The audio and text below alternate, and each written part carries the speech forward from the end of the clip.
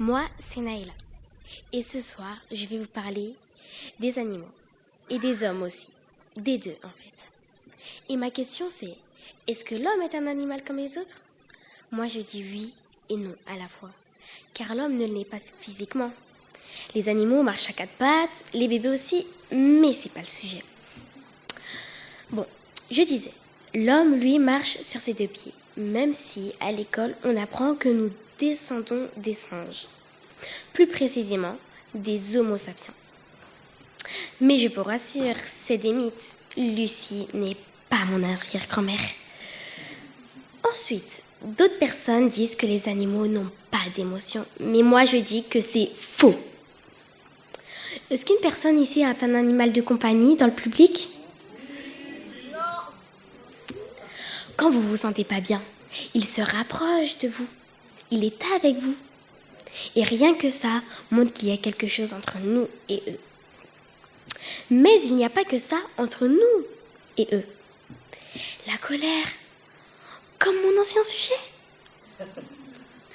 Mais sauf avec les animaux. Les animaux, comme les humains, peuvent réagir de manière excessive. L'animal peut attaquer, l'humain aussi, mais avec la parole, si on réfléchit bien. Alors la meilleure solution, c'est de souffler. Donc, pour finir, l'homme peut être considéré comme un animal à cause de son comportement à des moments. Bonne soirée.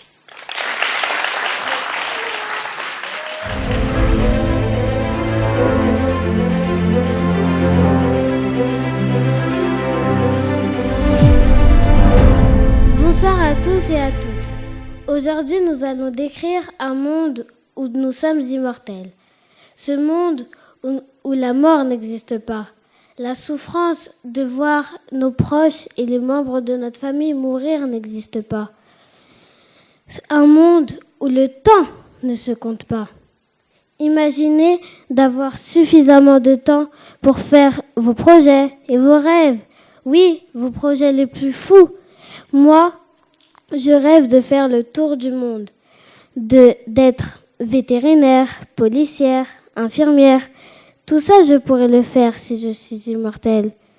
Car j'aurai le temps de faire toute formation pour être la meilleure dans mes professions. Le temps d'avoir chaque recoin et contempler chaque paysage de toutes les villes que je vais visiter. Le temps de passer de bons moments avec ma famille sans être pressé par le temps.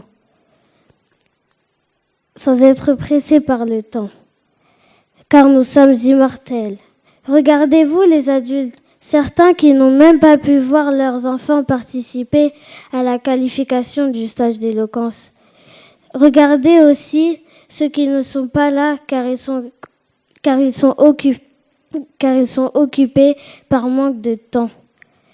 Être immortel, c'est avoir du temps. Et avoir du temps, c'est profiter de chaque instant. Et vous, aimerez-vous être immortel ?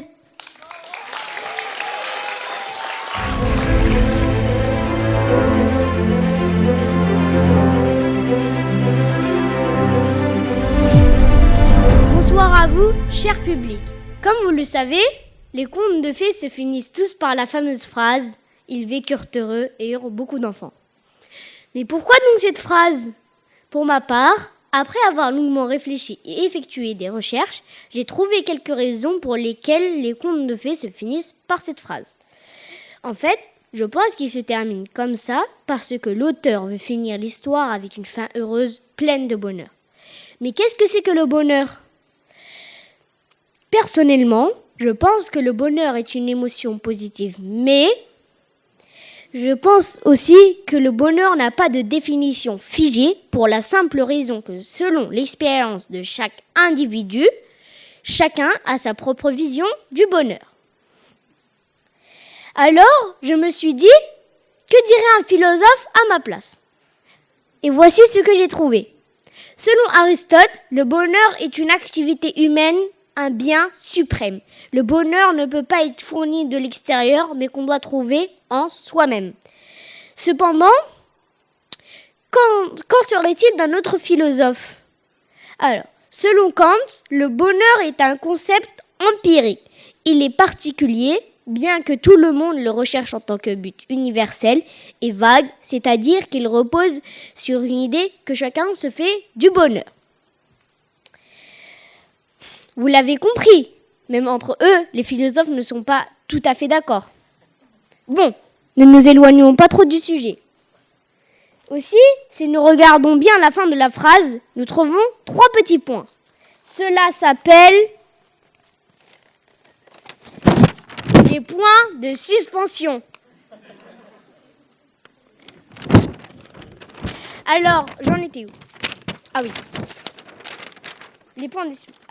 Alors, je disais que ceci indique au lecteur que c'est à lui d'imaginer la fin de l'histoire. Me concernant, j'ai imaginé la suite du conte de Cendrillon. Je me suis dit que Cendrillon pourrait ouvrir par exemple une boutique de souliers ou un parc d'attractions pour les enfants. Vous voyez, on peut tous imaginer des choses extraordinaires au goût qu'on veut, à condition qu'elles soient heureuses, bien sûr. Ça, c'est un point.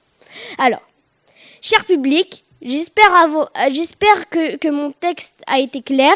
Je vous dis à votre imagination. Je vous souhaite bonne chance, bon courage et bonheur.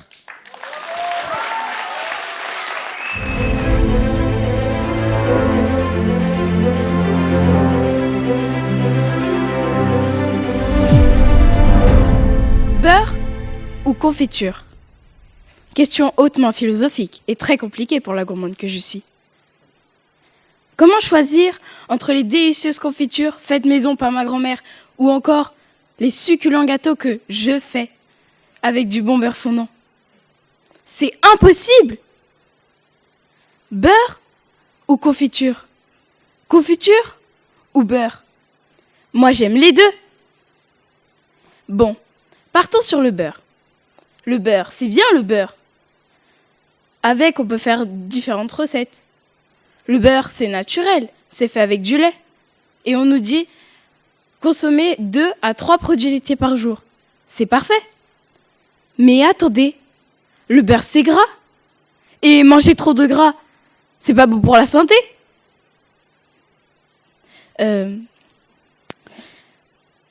Mais le beurre, ça vient des vaches. C'est bien les vaches. Mais les vaches, ça pète. Et le pet des vaches, c'est toxique. Et ça fait des trous dans la couche d'ozone. On peut tous mourir.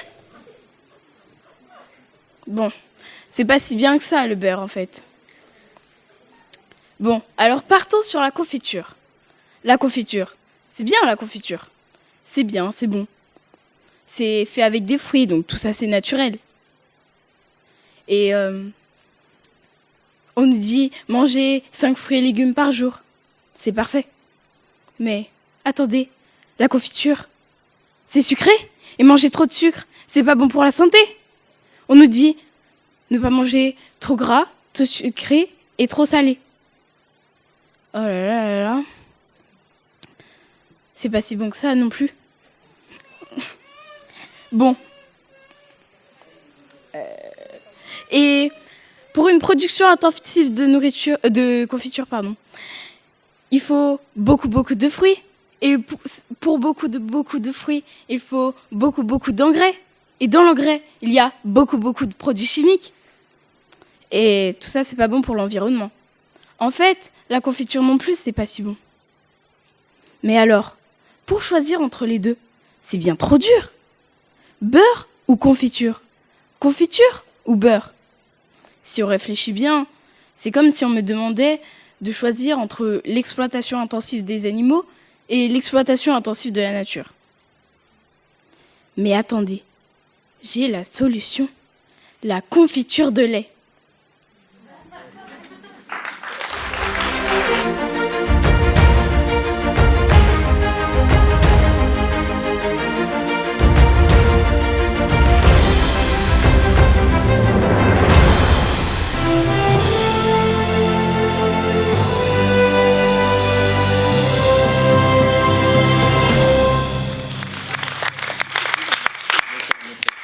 Nous voilà, cher public.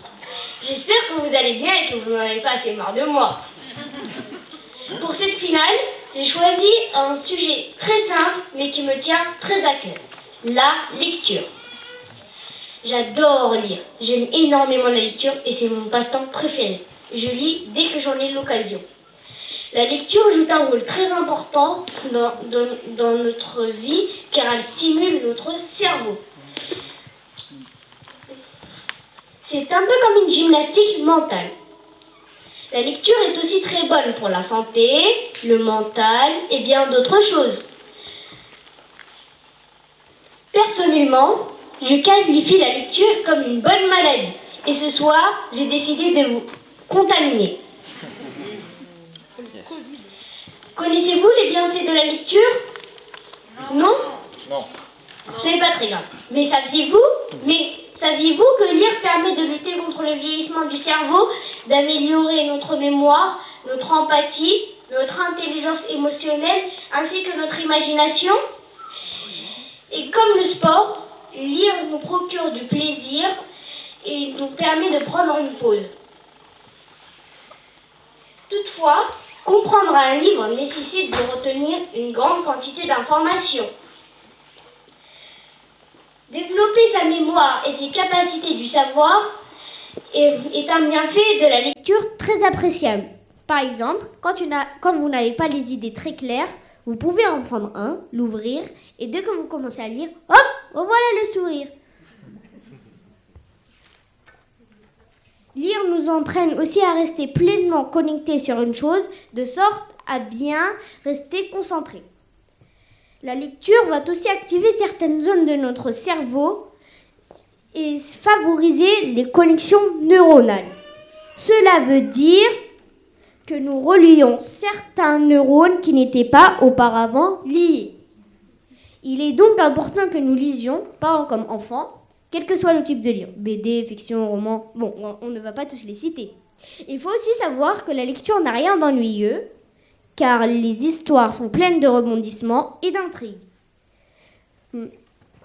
Donc, personnellement, je considère la lecture, les livres, comme une île inexplorée qui serait très intéressante à explorer. Donc, il serait logique de vouloir l'explorer. Les livres aident aussi à structurer notre cerveau, puisque dans les livres, il y a toujours un début, un milieu et une fin. Et selon les dernières études, la lecture aiderait même à être bon en maths. Et une seconde étude a révélé que la lecture des romans fantastiques, comme Harry Potter ou Eragon, améliore la tolérance envers les autres. À mon humble avis, j'estime que le seul risque que vous prenez est de tomber sur un mauvais livre, mais ce n'est pas très grave, il suffira de le reposer et d'en choisir un autre.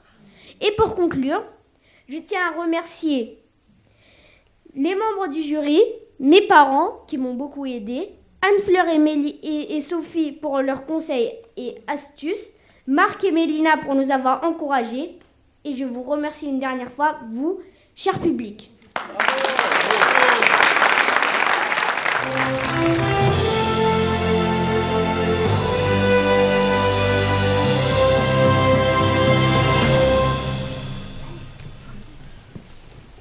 L'avenir. Appartient-il à ceux qui se lèvent tôt? Qu'est-ce que l'avenir? Et comment le définir? L'avenir, c'est le brouillard de la vie. Tu ne sais pas où tu vas, tu ne sais pas ce qui t'attend, mais tu y vas quand même. Après tout, tu n'as pas trop le choix.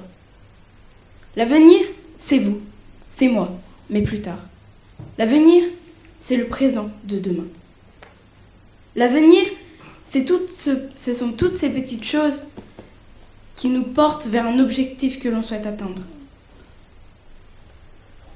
Mais au fond, pourquoi penser que l'avenir appartient à ceux qui se lèvent tôt? Eh bien, je vais vous le dire. Se lever tôt, qu'est-ce que ça veut vraiment dire au fond? Se lever tôt, ça peut simplement vouloir dire se lever à 5h du matin ou encore 13h pour ceux qui travaillent la nuit. Mais ça peut également vouloir dire s'y prendre assez tôt pour atteindre ses objectifs, Par exemple, relire une leçon 5-6 jours avant le contrôle pour avoir une bonne note. Mais l'horloge tourne vite pour les petites personnes que nous sommes. Je vais vous faire un aveu, mais il faut que ça reste entre vous et moi. J'adore dormir, faire des grasses matinées, prendre du temps pour moi. Ma mère me dit souvent d'ailleurs un mot pas très joli pour dire que je fais les choses au dernier moment. Elle dit que je procrastine et que je repousse tout au lendemain. C'est moche. Mais c'est pas pour autant que je n'ai pas mon avenir entre les mains. Mais, par exemple, j'adore le dessin. Et un jour, j'aimerais bien créer une vraie bande dessinée. Et dès aujourd'hui, je commence à m'entraîner en terminant l'une des 70 bandes dessinées que j'ai commencé à faire. Et maintenant, imaginez, je suis vous et vous êtes moi. Aujourd'hui, il vous reste 2 jours avant votre contrôle de fin d'année. Pour l'instant, vous n'avez rien révisé. Et vous avez le choix entre regarder la télé, sortir et travailler. Que faites-vous ? Finalement, vous décidez de regarder votre série préférée, puis vous sortez avec vos amis. Et ensuite, il ne vous reste que quelques heures avant votre contrôle. C'est cette notion de temps qui peut tout changer. Et vous vous dites, mince, j'aurais dû m'y prendre plus tôt et m'amuser plus tard pour avoir une bonne note. Mais dire cela ne veut pas dire que je pense que l'avenir n'appartient pas à ceux qui se lèvent tôt. Prenez l'exemple d'une fille. Elle pense à son avenir. Elle voit loin. Elle agit fort. Et elle n'a pas envie de vivre dans un monde pollué. Je suis sûre que vous la connaissez. C'est Greta. Elle agit aujourd'hui alors qu'elle n'a que 18 ans. Et elle pense déjà à demain. Elle voit loin pour l'avenir de la planète. J'espère que vous avez apprécié mon discours parce que je vous l'avoue, j'ai un petit peu procrastiné pour l'écrire. J'espère que vous serez indulgents avec moi.